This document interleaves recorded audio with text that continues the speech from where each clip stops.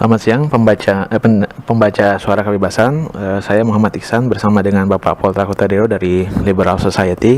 Kami ingin mendiskusikan topik-topik terkini tentang perekonomian Indonesia secara umum dan perekonomian dunia. Selamat menyimak. Terima kasih atas waktunya Pak Polta. Oke. Sama-sama. Di tengah kesibukan Bapak, sebenarnya Suara Kebebasan ini ingin tahu lebih banyak tentang perekonomian Indonesia, Pak. Bapak sebagai orang yang tiap hari mengamati perubahan di pasar modal, apa sebenarnya yang terjadi dengan ekonomi Indonesia, Pak? Apa karena Cina melambat, dunia melambat, terus juga kita terkena dampak, atau seperti apa? Sebenarnya bicara mengenai ekonomi Indonesia itu cukup kompleks, dan lebih luas lagi bicara mengenai ekonomi global tentu lebih kompleks lagi, dan semakin kesini memang kompleksitas ini semakin unik karena satu negara, satu ekonomi bisa memiliki kaitan dengan ekonomi yang lainnya. Kalau kita lihat, boleh kita perhatikan sebenarnya apa yang terjadi selama beberapa waktu terakhir ini. Untuk ekonomi Indonesia sebenarnya perlambatan itu sudah dimulai dari tahun 2013.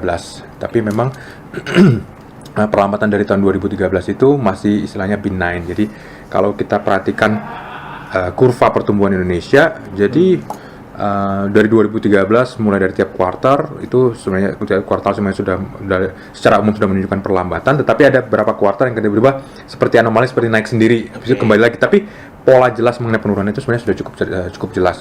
Kalau ditanyakan apa yang kira-kira menjadi penyebab itu, tentu pertanyaannya akan tergantung pada komponen-komponennya. Nah, komponen yang paling terasa dari 2013 itu adalah ketika surplus perdagangan kita mulai berkurang atau pada beberapa keadaan sudah mulai defisit. Nah, ini kan sebenarnya berkontribusi pada keadaan di mana ketergantungan terhadap arus modal itu menjadi lebih besar. Karena tadi sebenarnya dalam ekonomi yang dimana perdagangannya itu meningkat dan membuka surplus, itu kan berarti nilai tukarnya cukup relatifnya secara umum menguat gitu kan. Nah, tetapi kalau dia sudah mulai defisit, berarti kan seharusnya melemah. Tetapi kan sejauh portofolio investasi yang masuk, apakah berbentuk portofolio investasi bentuknya FDI, misalnya foreign direct investment, ataukah investasi portofolio masih masuk, sehingga maka efek dari perlambatan kinerja ekspor tadi itu jadi bisa teredam. Nah, tetapi impact-nya jelas bahwa di sini ada misalignment antara ada terjadi misalignment atau ketidakselarasan antara hal tersebut, dan yang terjadi adalah sebenarnya tertutupi masalah yang sangat substansif, yaitu masalah bahwa Indonesia, komponen terbesar dari impor Indonesia itu adalah minyak bumi. Dan kenapa bisa sedemikian besar dan akhirnya merusak neraca perdagangan Indonesia? Karena minyak buminya disubsidi. Jadi sebenarnya di sini, kalau misalnya dari tahun 2013 sudah terdapat kesadaran bahwa minyak bumi yang disubsidi ini bisa membawa masalah serius kemudian harinya pada ekonomi Indonesia, maka tidak perlu sampai separah seperti sekarang keadaan terjadi. Tetapi kesadaran itu tidak muncul. Kenapa? Karena ada tekanan politik, di mana pada pemerintahan terlalu tidak ingin menjadi tidak populer karena harus menaikkan harga BBM. Tetapi kalau kita ingat pada tahun 2013 itu sangat jelas bahwa Menteri Keuangan misalnya sudah bahkan pada waktu itu sudah membuka option kalau misalnya subsidi tadi harusnya dibatasi, tapi kan akhirnya ditolak juga karena kembali lagi memang semata-mata tidak ingin untuk menjadi tidak populer. Nah, jadi jadi kalau kita perhatikan bahwa rusaknya atau rusaknya boleh katakan secara straightforward lah, neraca perdagangan kita itu bisa ditelusuri, berasal dari pertama adalah minyak bumi, pos impor minyak bumi yang besar dan bertumbuh, dan kita tahu ujungnya sebenarnya banyak yang diselundupkan, dan itu juga berasal dari subsidi, dan ini didorong oleh subsidi yang dilakukan oleh pemerintah. 2014 keadaannya menjadi lebih buruk lagi karena tadi subsidi neraca perdagangan bukannya makin membaik, malah makin melebar. Tetapi kita lihat bahwa di sini juga ada perkembangan yang berikutnya juga cukup menarik, bahwa mendekati akhir tahun 2014 tiba-tiba harga minyak bumi turun tajam. Repotnya adalah kalau tadi kan kalau gitu mungkin kalau secara pintas kalau minyak bumi turun tajam berarti defisit perdagangan tadi nggak terlalu masalah dong, jadinya bisa terobati. Ntar dulu, kita mungkin harus ingat juga bahwa sekitar 60% dari ekspor Indonesia itu adalah bahan mentah, komoditas. Dan semua komoditas itu akan mengikuti arahnya minyak bumi, karena komoditas yang paling banyak diperdagangkan di dunia itu adalah minyak bumi, nomor 2 adalah kopi misalnya. Jadi satu basket itu. Nah, itu yang terjadi, dan kemudian alih-alih kita menjadi lebih baik, malah kita menjadi lebih buruk lagi pada keadaan itu, dan berlanjut sampai dengan sekarang. Dan kita lihat bahwa istilahnya ekonomi yang ditopang oleh arus portofolio ya sekarang ini mulai harus berdiri di atas kakinya sendiri. Karena kembali lagi seluruh dunia juga mengalami perlambatan ekonomi, dan kalau dikatakan Cina pegang peranan, pasti nggak mungkin lah nggak peranan. Tapi kalau tanya arahnya dari mana, tentu tadi pertama Cina juga bertumbuh sangat cepat, sudah cukup lama, dan kemudian di sisi lain yang terjadi adalah Cina merasa bahwa strategi yang mereka gunakan selama ini, yaitu ekonomi berbasiskan ekspor, itu tidak lagi bisa sustainable. Karena apa? Ekonomi berbasis ekspor yang menjadi andalan Cina selama berpuluh tahun, itu mengandalkan pada satu hal, yaitu bagaimana caranya supaya nilai tukar renminbi atau yuan ini tetap murah, supaya apa? Supaya tetap kompetitif. Nah, konsekuensi dari hal ini adalah mereka melakukan pegging atau pegging atas mata uang, atas nilai tukar. Nah, jadi kalau kita lihat ekonominya bertumbuh, ekspornya bertumbuh, dan seterusnya, tetapi nilai mata uangnya tetap aja segitu. Nah, karena memang sengaja seperti itu. Apa sih yang menjadi konsekuensi dari hal ini? Konsekuensi dari hal ini adalah Bank Sentral Cina mau tidak mau harus menumpuk sedemikian banyak excess liquidity dalam bentuk dengan cara membeli bonds Amerika, trading partner nomor satunya Cina. Nah, secara ini dilakukan terus menerus, sehingga secara efeknya adalah Amerika menikmati, tanda kutip, menikmati keadaan di mana tingkat suku bunganya rendah dan pertumbuhannya didorong oleh tingkat suku bunga yang rendah tadi. Nah, tapi kita tahu bahwa ini kan tidak mungkin terus-menerus berlangsung seperti itu. Jadi ya istilahnya pemerintah Amerika seperti mencetak uang out of nothing gitu ya, kemudian dibeli oleh Cina dan lama-lama tumpuk juga. Nah, yang dikhawatirkan oleh Cina, kalau misalnya Amerika mau tidak mau, Amerika kan sudah uang beredarnya cukup banyak karena mata uangnya adalah mata uang reserve di dunia. Maka kalau Amerika memiliki uang sudah semakin cukup banyak dan beredar di luar, maka kalau misalnya terjadi sesuatu adverse, keadaan yang mengkhawatirkan, bisa terjadi bahwa Amerika bisa mengalami inflasi. Dan bagi Cina itu yang paling ditakutkan oleh Cina. Kenapa? Karena mereka pegang 3,9 beberapa waktu yang lalu ya. Puncaknya mereka punya cadangan devisa sekitar 3,9 triliun dolar. Jadi, kalau bentuknya bonds, dan boleh kata hampir lebih dari 90%-nya bentuknya adalah bonds, obligasi, kita tahu bahwa musuhnya obligasi apa? Inflasi. Dan nggak linear. Maksudnya apa? Inflasinya naik 10%, itu harga bond bisa turunnya lebih dari 10%. Jadi, non-linear seperti itu. Jadi, dengan cara seperti itu, maka boleh dikatakan Cina merasa tersandra oleh Amerika.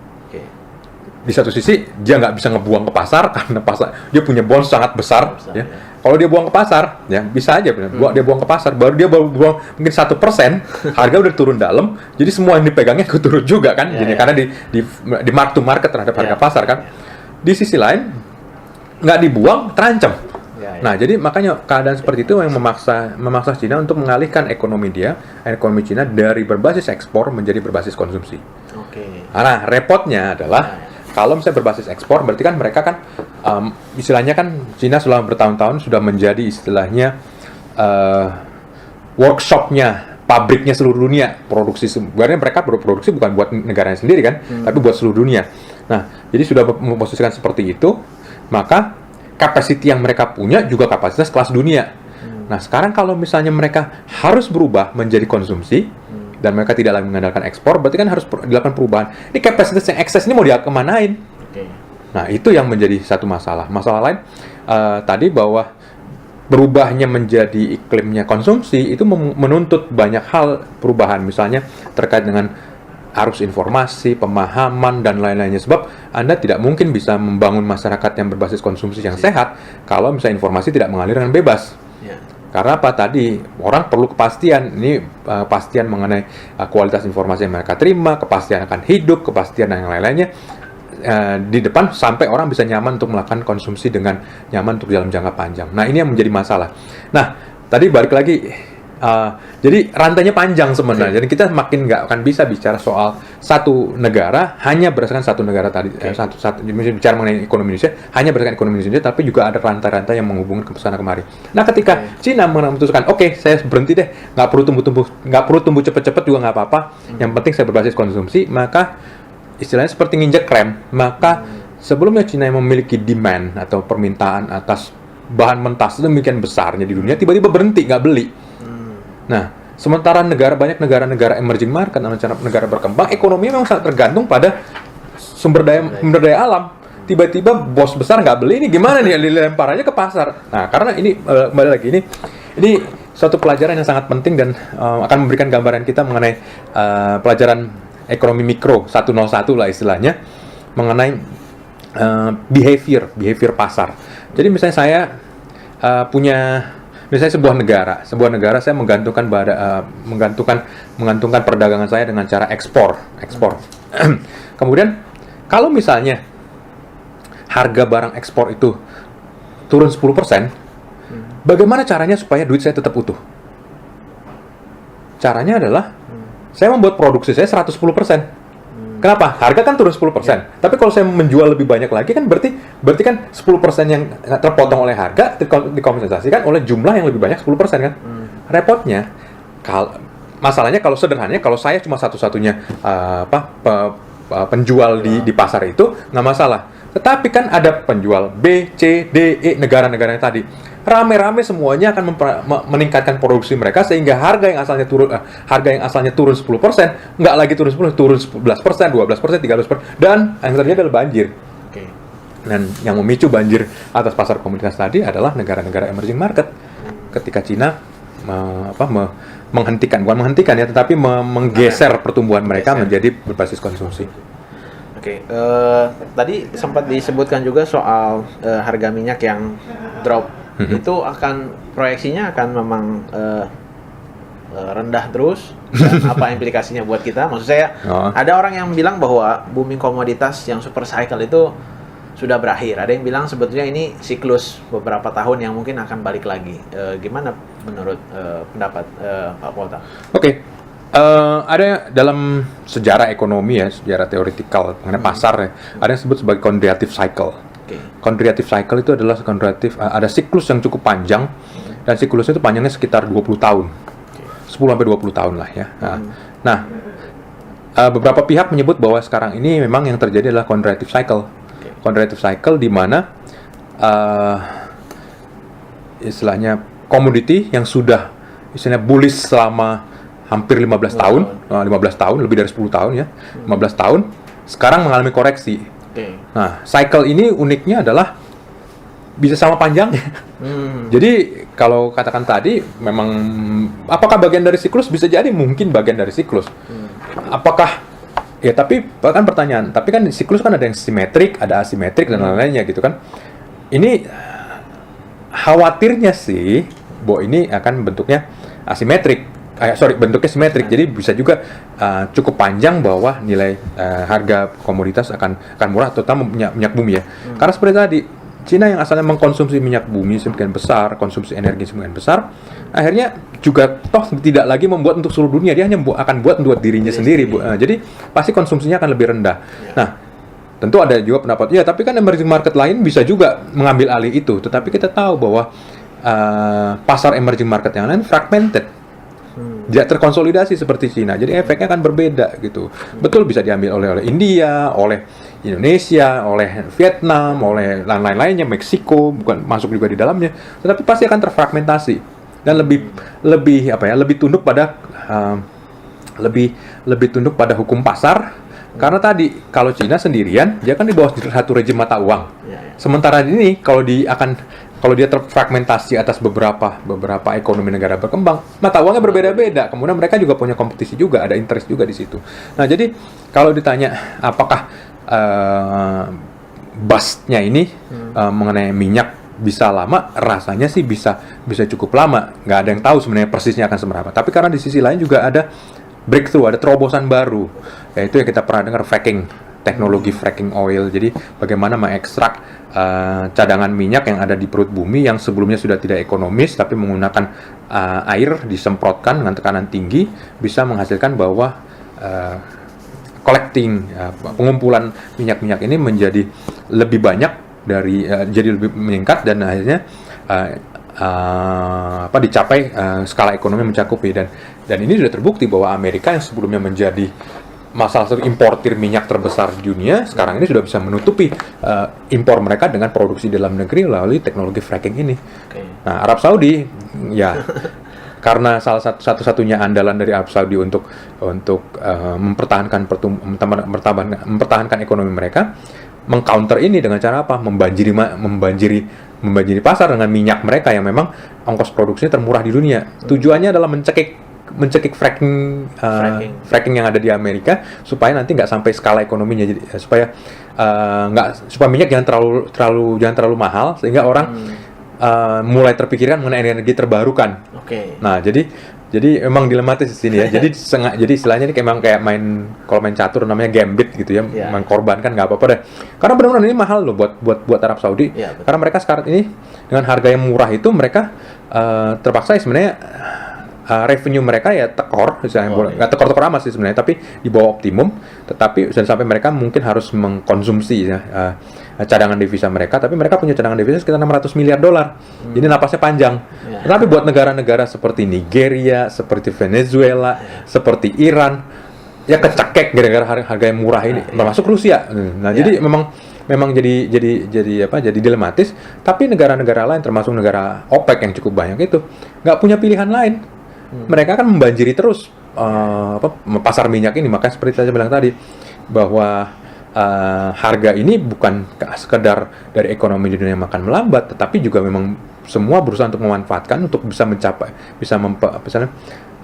menjual lebih banyak lagi komoditas mereka, nggak peduli harganya berapapun, supaya mereka bisa memperoleh cash. Dan dalam hal ini adalah mata uang kuat dunia ya, dalam hal ini ya US dollar misalnya. Kemudian banyak kekhawatiran rupiah dari 12.000 ke 14.000 akan mengurangi krisis moneter 98. Dari krisis moneter ke sektorial. Menurut Pak Poltak bagaimana kekhawatiran itu Kekhawatiran itu berlebihan dan tidak pada tempatnya. Karena pertama begini, kalau kita belajar ekonomi kan ada namanya konsep time of value of money. Maksudnya apa? 1.000 sekarang itu beda artinya dengan 1.000 tahun depan. Dengan 10 tahun lagi, lebih beda lagi. Nah, kalau gitu 1.000 rupiah misalnya 10 tahun yang lalu, ya berarti kan beda lagi pendapatnya. Jadi ketika nilai tukar tadi 14.000, kan balik lagi 13.000 dulu tahun 1998, sama nggak dengan yang sekarang? Tentu saja enggak, jelas beda. Kenapa? Dulu pendapatan per kapitanya Indonesia nggak nyampe $1.000. Ya, pakai dolar yang dulu lagi gitu kan. Nah, sekarang pendapatan per kapita Indonesia sudah mendekati sekitar $4.000. Jadi nggak bisa samakan. Jadi mentang-mentang angkanya sama, lantas dibilang ini akan pengulangan. Ya, come on. Maksudnya ya Anda juga tahu lah, kalau dulu tahun 98 juga beli ayam KFC juga 2.000 perak juga udah dapet kok. Jadi kembali tempatkan pada tempatnya lah di situ. Mungkin banyak orang miss dengan time value of money itu. Nah, itu dia. Tapi kan bahaya kan. Nah, di sisi lain juga krisis tahun 97-98 itu juga dipicu oleh memang sektor keuangan kita yang memang rusak-rusaknya gitu. Jadi, dan itu sudah diperbaiki dan sudah perbaikan, dan boleh katakan sekarang ini sektor keuangan kita juga cukup sehat. Tapi saya juga tidak menafikan bahwa memang ada perlambatan ekonomi juga pegang peranan, kemudian juga neraca perdagangan kita yang juga jomplang juga pegang peranan. Tetapi di sisi lain juga kita melihat bahwa seluruh dunia pun sekarang lagi mengalami masalah juga terhadap nilai tukar. Sama kok penyakitnya. Jadi posisi kita masih sebenarnya, walaupun juga mungkin nggak cukup menghibur bagi banyak orang ya, masih lebih baik dibandingkan Malaysia misalnya, dengan Brazil, dengan Rusia, dan lain-lainnya. Ya bahkan tetangga-tetangga kita juga nggak beda-beda amat juga nasibnya dengan kita. Karena memang fenomena yang sekarang terjadi adalah fenomena super dollar. Jadi dolarnya emang lagi super gitu. Jadi mata uang yang lain mau nggak mau emang jadi terdepresiasi. Kalau terkait dengan kita melihat juga tadi ada krisis, perlambatan ekonomi, kemudian ada reshuffle kabinet. Dari sisi pelaku pasar, gimana sih melihat reshuffle kabinet yang kemarin, Pak Poltak? Apakah too little and too late, atau expectation-nya normal aja gitu, atau below expectation, gimana? Saya tidak bisa merepresentasikan pelaku pasar yang sedemikian banyak, beragam, dan mau macam seleranya ya.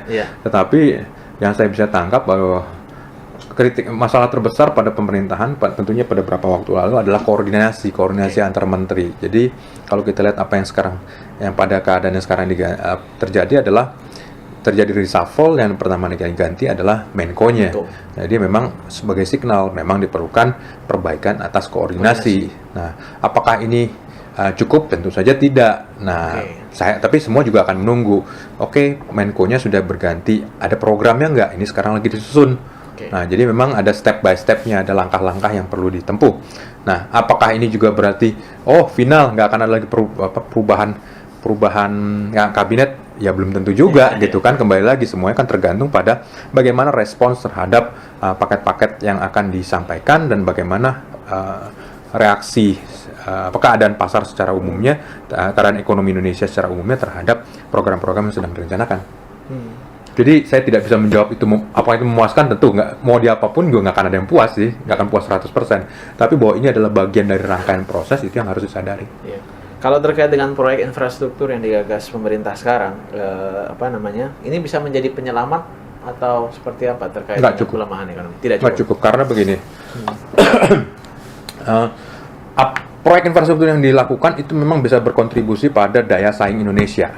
Boleh katakan seperti misalnya sekarang ini salah satu akar dari tadi yang saya sebutkan kenapa Indonesia sangat bergantung pada pasar komoditas, itu karena nggak ada yang mau merelokasikan industrinya ke Indonesia. Kenapa bisa seperti itu? Listriknya nggak cukup, kemudian pelabuhannya nggak cukup, kemudian jalan rayanya nggak cukup. Jadi seperti sekarang ini keadaan di mana nilai tukar kita sudah cukup kompetitif, tapi kok nggak ada yang mau, kok ekspor kita nggak naik-naik ya? Iyalah, orang yang dijual juga raw material kan. Nah, jadi memang solusinya harus berasal dari reindustrialisasi. Tetapi untuk bisa reindustrialisasi tentu perlu yang namanya infrastruktur, dan kita sangat ketinggalan di situ. Apakah bisa langsung mengobati? Tentu tidak. Ini perlu proses. Dan ini juga proyek infrastruktur yang terselenggara itu juga perlu makan waktu cukup panjang untuk bisa selesai tahun 2018 atau 2019. Tetapi kalau tidak dikerjakan, maka nasib kita akan sama seperti ini sampai bertahun-tahun kemudian. Jadi boleh katakan necessary evil, memang harus dikerjakan.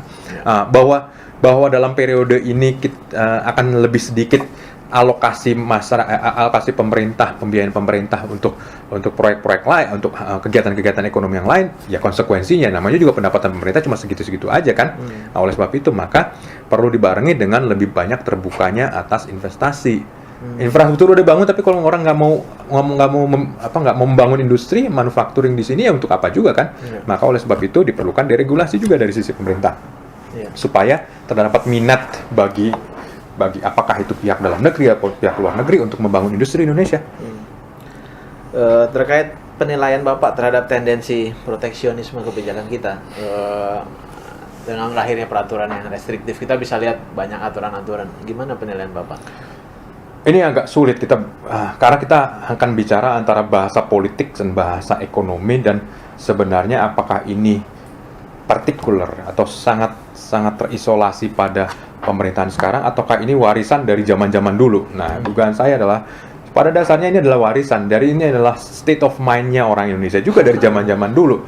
Kalau kita lihat kan selalu seperti itu, bahwa kita selalu ingin mencoba, kalau bicara mengenai ini deh, swasembada. Emang cuma pas waktu zaman Jokowi dibicara mengenai swasembada, dari dulu juga swasembada, tapi dari dulu juga selalu gagal. Mulai dari swasembada daging sapi yang sekarang juga nggak tercapai juga, swasembada macam-macam. Jadi sebenarnya ini adalah state of mind-nya orang Indonesia secara umum gitu. Jadi saya nggak ingin mengatakan bahwa pemerintahan ini begini atau pemerintahan itu begitu, bahwa partai pendukung pemerintahan, partai utama pendukung pemerintahan punya tone atau nada nasionalisme, itu adalah that's fact. Emang faktanya memang selalu seperti itu. Tetapi bahwa di sisi lain juga kita melihat bahwa pemerintahan juga mau tidak mau memang harus membuka lebih luas lagi untuk tersedianya atau terciptanya lapangan kerja dan juga bergeraknya ekonomi. itu juga harus dihadapi, dan itu tidak bisa tercapai dengan cara proteksionisme. Jadi pasti akan terjadi adalah negosiasi di antara kedua hal tersebut. Nah, karena sebalik lagi, Anda tidak akan bisa mendirikan suatu negara di mana orang nggak ada lapangan kerja baru terbentuk, nggak ada income terbentuk. Jadi memang berhadapan dengan realita. Jadi reality check lah, gitu. Nah, jadi kalau saya berpendapat ada beberapa resisi mungkin bisa dipersepsikan seperti itu, dan saya juga tidak akan menyalahkan orang mempersepsikan seperti itu. Tetapi bahwa ini adalah sebenarnya cuma continuation atau penerusan dari yang dulu-dulu, ya itu adalah kenyataan juga. Tetapi bahwa memang kita perlu membangun industri kita sehingga bisa lebih kompetitif ke depan, sehingga tercipta lapangan kerja, itu adalah hal yang juga diperlukan, dan mau tidak mau siapapun yang jadi pemerintahan harus berhadapan dengan itu, realita itu. Jadi memang nggak bisa main ideologian yang seperti begini. Cuman masalahnya mau nunggu sampai kapan baru sadar bahwa ideology doesn't work. Nah itu yang kita tunggu, itu aja sih. Kalau dilihat 2009 ada krisis subprime mortgage. 2015 ini ekonomi Cina melambat, dunia melambat. Sepertinya boom sama bust ini lebih cepat sekarang di kondisi global. Itu seperti yang karena tadi Pak Poltar bilang kita saling terintegrasi, interdependensi.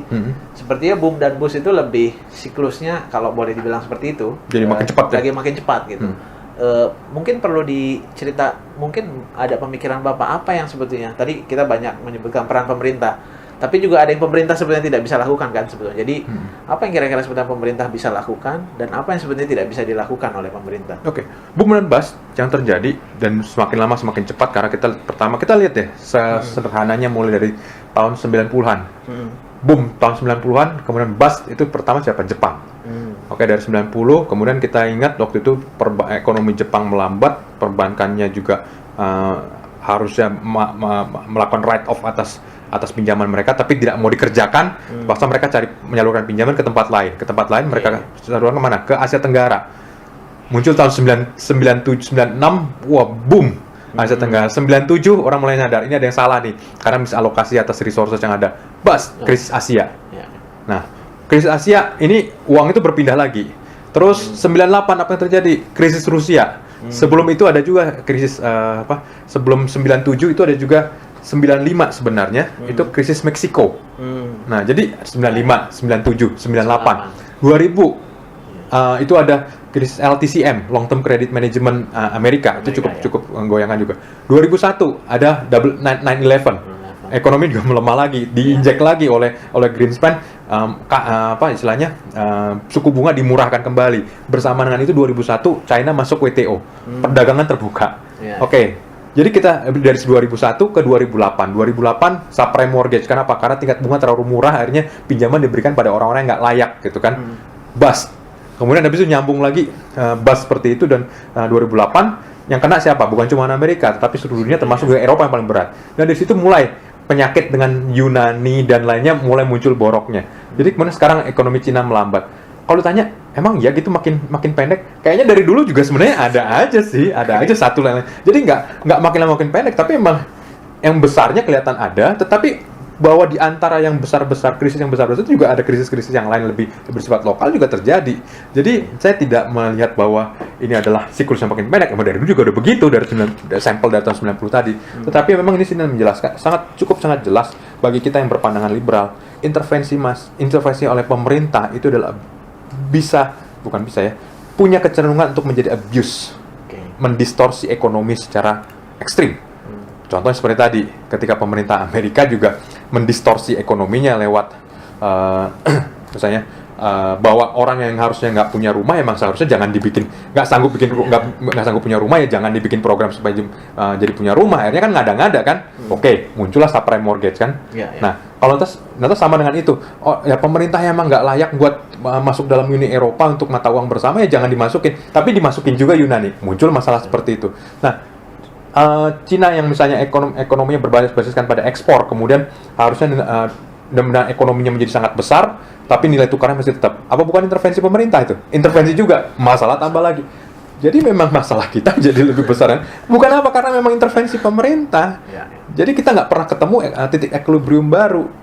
Apa bukan pemerintah juga semua tuh? Kita bicara mengenai Cina, kita bicara mengenai Eropa, kita bicara mengenai Amerika dan lain-lainnya. selain soal intervensi, ada juga kecenderungan yang kami lihat di Suara Kebebasan tentang economic of sharing ya, disruptive technology. Itu gimana penilaian Bapak? Apakah bisa menjadi breakthrough atau sesuatu yang membuat perbedaan gitu kalau di tengah kondisi yang begini sulit? Sebenarnya begini, economic of sharing itu adalah suatu fenomena cucuran, trickling. Itu yang berasal dari perkembangan atas teknologi informasi dan komunikasi yang sedemikian cepat, sedemikian murah, sedemikian luas. Jadi istilahnya informasi bergerak sedemikian cepat, sedemikian mudah dan sedemikian murah. Ada beberapa konsekuensinya. Jadi istilahnya orang jadi tahu keadaan lebih update. Nah, yang sifatnya nasional. Pertamanya sifatnya nasional. Jadi kalau dulu kita kan mengandalkan, kita tahu dari TV ada peristiwa ini. Sekarang nggak perlu dari TV karena bahkan sebelum kru TV sempat ke jalan pun kita udah tahu kejadiannya seperti apa. Jadi makin yang sifatnya nasional, mulai yang jadi korban adalah sifatnya nasional. Kemudian makin turun ke bawah yang sifatnya lebih lokal. Nah, jadi konsekuensi yang terjadi adalah itu yang kita lihat kenapa banyak surat kabar tutup di seluruh dunia. Karena tadi mereka kalah bersaing dengan kecepatan informasi yang bergerak semakin cepat, semakin mudah, semakin murah. Jadi orang nggak lagi baca koran, ya udah kalau orang perlu ya mereka tinggal cari di search dan koran kalau nggak punya website ya kayak adu gengsi. Tapi kalau mereka taruh di website, makin orang nggak mau beli koran mereka karena ngapain saya mesti beli, saya bisa baca di situ kan. Nah jadi mula-mula sifatnya nasional atau malah boleh katakan supranasional. Tapi makin lama makin turun, maksudnya makin ke lokal dan sekarang sampai ke level individual.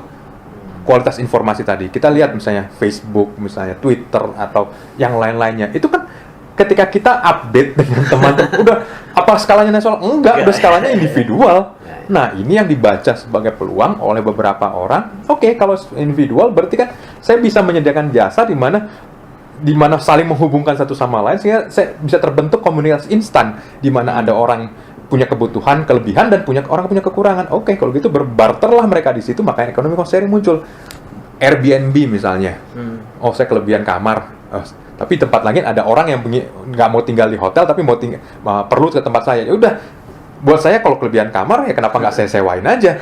Sistemnya sudah memungkinkan untuk itu, dan terjadi Uber sama seperti itu juga, orang kelebihan ruang buat kendaraan, dan ada yang kekurangan ingin dapat transportasi, ketemu di tengahnya, macam-macam, sampai terakhir ada Gojek misalnya untuk skala Indonesia, karena mungkin tadi kalau mobil mungkin agak susah karena tapi di Indonesia muncul seperti Gojek juga, jadi tercipta pasar baru. Ini yang saya katakan tadi, ini mulai dari bangun besar, di mana revolusi teknologi itu membuat informasi semakin mudah, murah, cepat, dan luas. Mulai dari level supranasional, nasional, daerah, makin akhirnya individual, sehingga skalanya juga cukup besar, sehingga menjadi istilahnya bisa menghasilkan breakthrough, makhluk baru ya, makhluk ekonomi baru yang disebut sebagai sharing ekonomi. Kita kembali ke soal masalah ASEAN Economic Community. Bagaimana penilaian Bapak kesiapan perusahaan Indonesia bisa bersaing? Tapi poin dari kami adalah kami melihat ada mentalitas anti persaingan yang marak di tengah kita, yang sering Bapak juga diskusikan di sosial media. Gimana menurut penilaian? Ya, ini memang the day of recognition. Maksudnya kita emang mau tidak mau, kita memang harus berhadapan dengan ini. Kita nggak punya cara untuk mundur. Ada cara untuk menghalangi, ada, tapi saya jamin tidak akan bisa efektif. Kenapa? Gambarnya sederhana. Beberapa tahun lalu saya pernah membaca sebuah artikel, sebuah pemberitaan di koran yang menyebutkan sekitar 2 juta butir telur diselundupkan dari Malaysia ke Indonesia setiap hari. Nah, Anda bayangkan telur yang istilahnya dengan tangan Anda aja Anda bisa remukkan gitu kan, dan kemudian kalau Anda simpan di udara terbuka lebih dari seminggu pasti akan busuk. Itu aja bisa diselundupkan lintas perbatasan. Saya nggak bicara soal siapa yang jadi backing atau bagaimana cara, tapi balik lagi, itu aja sudah menunjukkan bahwa memang kita Indonesia memang tidak mungkin menjadi ekonomi tertutup. Nah, sekarang kalau misalnya Indonesia secara pihak oke deh, ya udah kita nggak mau mengenai ASEAN ekonomi, percuma. Ini kita akan hanya memberi tempat, dan akhirnya membayar ongkos itu adalah masyarakat secara luas untuk secara sosial.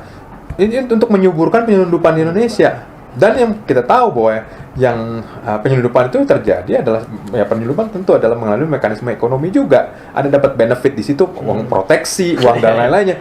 Bukankah itu justru yang yang perlu kita hindarkan? Jangan sampai tentara kita menjadi private army misalnya gitu. Yang harusnya jaga laut ya jaga laut lah, jangan jadi pelindung penyelundupan misalnya. Justru makanya di sini kita perlu melihat. Dan satu lagi di sisi lain, juga kita harus melihat kebutuhan. Ini kan tadi disebutkan bahwa perusahaan-perusahaan Indonesia anti kompetisi. Tapi kan kalau pertanyaan kembali, kalau kompetisi ada, siapa sih yang paling diuntungkan? Bukannya konsumen. Ya. Bukannya kalau misalnya konsumen mendapat harga barang murah, kemudian misalnya gini, misalnya dia punya belanja 100 rupiah, misalnya, taruhlah 100 rupiah. Kemudian barang yang 100 rupiah tadi hasilnya, tiba-tiba dia bisa dapat dengan kualitas yang sama, atau mungkin lebih bagus, dengan harga cuma 80 rupiah. Nah, bukankah itu berarti tersedia 20 rupiah yang dia bisa belanjakan untuk hal-hal lain? Kan positif juga. Nah, jadi memang di sini yang harus dilihat adalah dari sisi pemerintah, apa benefitnya terhadap ekonomi, terutama bagi silent majority, yaitu para konsumen. Apa yang bagus konsumen adalah bagus bagi suatu negeri. Makanya kenapa ini adalah seperti tadi, Day of Recognition kita nggak akan ngebuka pagar, ngebuka perbatasan, nggak membuka sebegitu ya, maksudnya di mana akan barrier atau halangan itu akan semakin lebih rendah sehingga terjadi arus informasi. Dan yang penting di sini adalah ASEAN Economic Community sebenarnya adalah hanya bagian dari apa yang sudah dilakukan 20 tahun terakhir. Karena pertama kali ada stagesnya. Stages yang pertama adalah bagaimana supaya tarif diturunkan untuk barang-barang tertentu. Nah, itu sudah sama-sama dilakukan. Selama 20 tahun ini, 20 tahun turunkan pelan-pelan, saling negosiasi turun. Jadi tarifnya hampir sama seluruh. Kalau ada barrier juga barriernya kecil kan, tapi karena sama-sama diturun. Nah, stage berikutnya nomor 2 itu adalah bagaimana supaya arus tadi kan udah arus barang. Nah, arus jasa dan arus modal. Nah, ASEAN Economic Community mulai di situ. AS itu nanti mulai di situ. Arus jasa maksudnya seperti tadi. Turisme salah satu bentuk jasa. Kenapa kita mesti takut? Karena begini, berdasarkan survei di seluruh ASEAN, kalau ditanya tempat paling liburan yang paling diminati oleh orang seluruh ASEAN mana? Bali. Ya, kalau dengan ASEAN Economic Community ternyata turisme kita bisa jadi meningkat, kan menciptakan lapangan kerja juga. Dan apa nggak memalukan bahwa turis asing di Indonesia jumlahnya cuma sekitar 7 juta, ya, 7 juta orang, sementara seperti Malaysia bisa sampai hampir 20 juta, Thailand 30 jutaan. Kita negaranya lebih luas kok malah kita yang takut gitu. Nah, itu menurut saya bagi beberapa yang memang sudah nyaman ya berada di comfort zone, ASEAN Community dianggap sebagai ancaman karena tadi mereka tidak terbiasa untuk bersaing. Tetapi harapan saya adalah pemerintah melihat lebih jauh. Kepentingan siapa? Bukan kepentingan mereka yang memang sudah comfort, sudah zaman, tapi kepentingan para konsumen. Dan itu adalah silent majority-nya seluruh Indonesia karena hanya konsumen lah yang membiayai semuanya. Membiayai seluruh ekonomi di Indonesia. Itu sih yang harus diperhatikan. Baik, makasih Pak Polta atas waktunya. Senang sekali bisa berdiskusi dengan Bapak. Sama-sama, San. Ya, terima kasih pembaca Suara Kebebasan. Kita sudah mengakhiri wawancara dengan Pak Polta Kotradero dari Liberal Society. Terima kasih.